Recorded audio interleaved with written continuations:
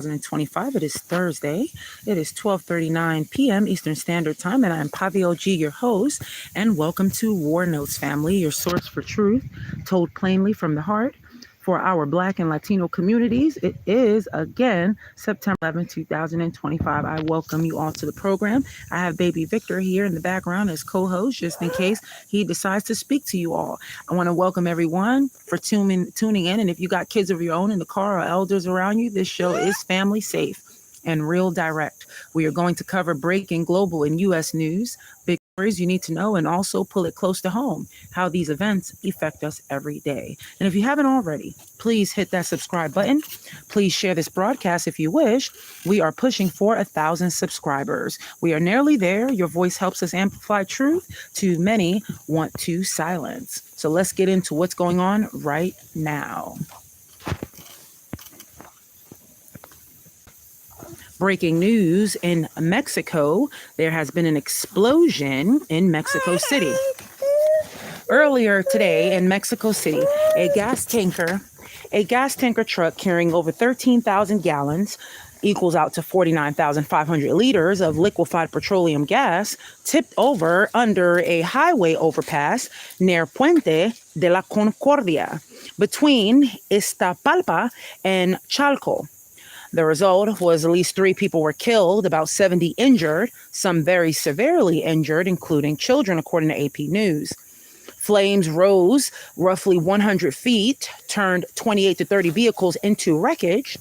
Homes and vehicles near the site badly damaged. Authorities are investigating whether transport company had needed insurance and compliance to regulations, according to Riviera Maya News. Some other things that are going on across the globe. College campus hoax and swatting. The FBI warns of increasing false active shooter or threat alarms on campuses.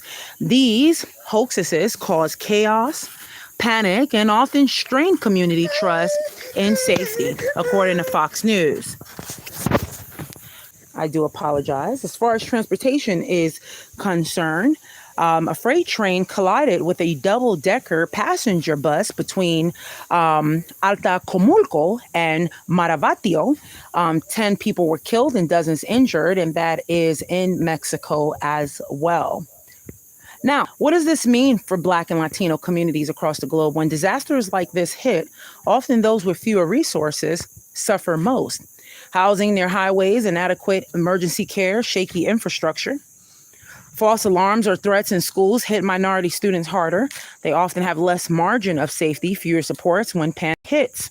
Now, also, transportation disasters often affect lower income rural or peri-urban minorities who rely heavily on public or semi-public transit. Now, friends, think about your own neighborhood. If a disaster like an explosion hits near you, do you have fast access to care? Do you live in a sturdy apartment or one that's already leaking? These are hidden vulnerabilities that most people don't take into consideration at some times. Now, if you hear this, please share this show. Please subscribe. Let us spread awareness so we can push for safer infrastructure, better regulation, and real accountability across the globe. Now we're going to jump right into what everybody wants to hear, and that's about prices, jobs, and community. As far as food is concerned, essentials are inflating. Grocery continues to bite. Meat, eggs, they're rising, of course, on an everyday basis. Bread, sugar, and milk, they follow. Inflation rates in the food sector are above average, meaning what used to cost $20 now costs much, much more. I myself just went into Dollar Tree today, and for 29 items, I spent nearly almost $48. So that comes to show you there. And those near borders, especially Latino families or in cities with limited stores, Black neighborhoods, few deserts are paying more lower quality or going without. There's a lot of few food deserts in the Black community. There's barely sometimes one supermarket. Sometimes they might have a Save-A-Lot. They might have one Aldi's, and sometimes they don't even have fresh fruits and vegetables in those areas. Something that more folks in the media need to talk about more often. As far as jobs and income pressures, job growth remains weak. Full-time work less stable. Many juggling gig jobs. Hourly work with no benefits. For Black and Latino communities, unemployment rates remain significantly higher than national average. Many workers are forced to choose between health and work due to risk of exposure from illness or lack of childcare. When we talk about immigration and ICE and sanctuary cities and their risk, that's just a big thing by itself. There's increased talk and action of lifting protections in so-called sanctuary cities like Chicago, places of those sorts. ICE raids are being normalized under certain rulings or lifted restrictions. Now, Latino communities are especially vulnerable. Families with mixed legal status living in sanctuary zones are seeing fear rise. Many avoid hospitals, schools, reporting crime because of fear of deportation or harassment. This is awful. Now, let me say this, family. I'm going to say this plainly. Safety isn't just police safety. Safety is knowing you can call 911 without fear. Safety is getting groceries without worrying someone will take you away. These are rights. And when they are threatened, we all lose. Again, if you value this conversation, share this broadcast, bring your neighbors, your family, subscribe, and help voices like ours be heard. Now, before we end today, I would like to get in just very quickly into some quick recipes and advice for today, switching to a more intimate and comforting tone of voice, because naturally right now with so many issues going on, it's so much confusion and so much things that are blockading everybody out and trying to space everybody's mind out. But I'm going to switch to a more intimate and comforting tone. So here are 2 recipes here that can feed your body and spirit and also stretch every dollar that you have. Okay, so the first recipe that we're going to talk about really quickly is 1 pot beans and rice with greens. Okay, you need 2 cups of dried beans, whatever variety that you have that's affordable. You need 1 cup of rice, and if you have rice on hand, that'd be wonderful. And if you have an onion, that'd be good for some wonderful flavoring.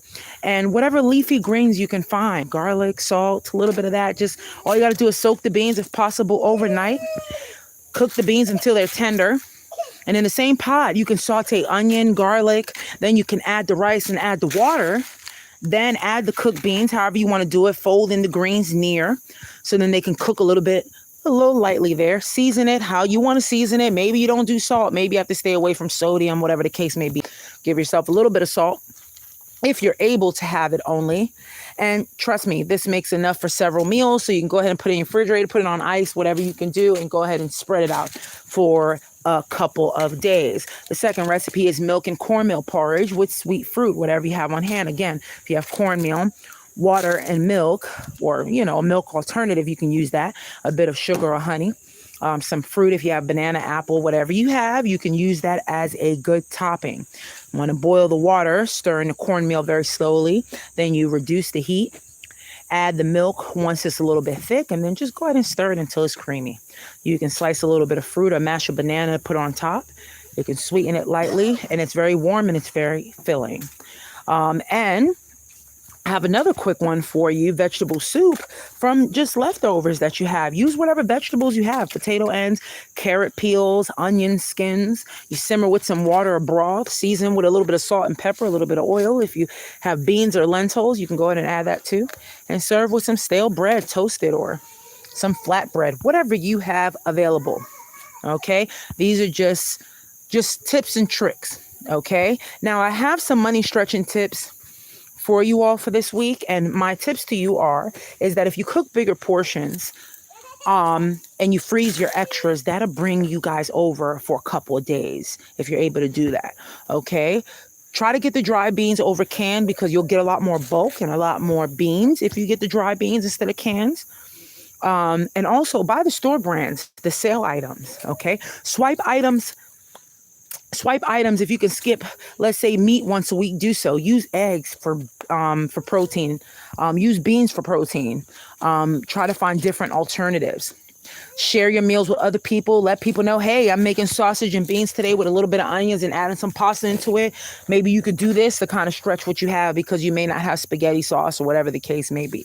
Okay. Cook together with people that you know, and bulk buy with your neighbors. Maybe they get a deal on sugar that you don't get. Maybe they get a deal on beans. Maybe your neighbor gets free beans and free rice. If they can barter you some beans and barter you some rice, then maybe you can possibly give them 2 of your canned corns, the ones that you don't like, or you can give them the cream corn, the ones that you don't like. There are different ways in order to stretch the budget out.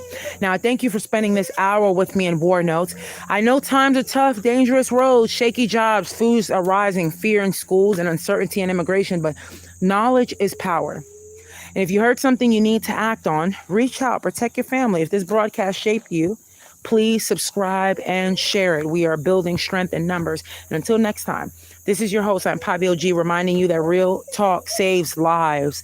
Stay safe, stay connected, stay hopeful, and have a good afternoon.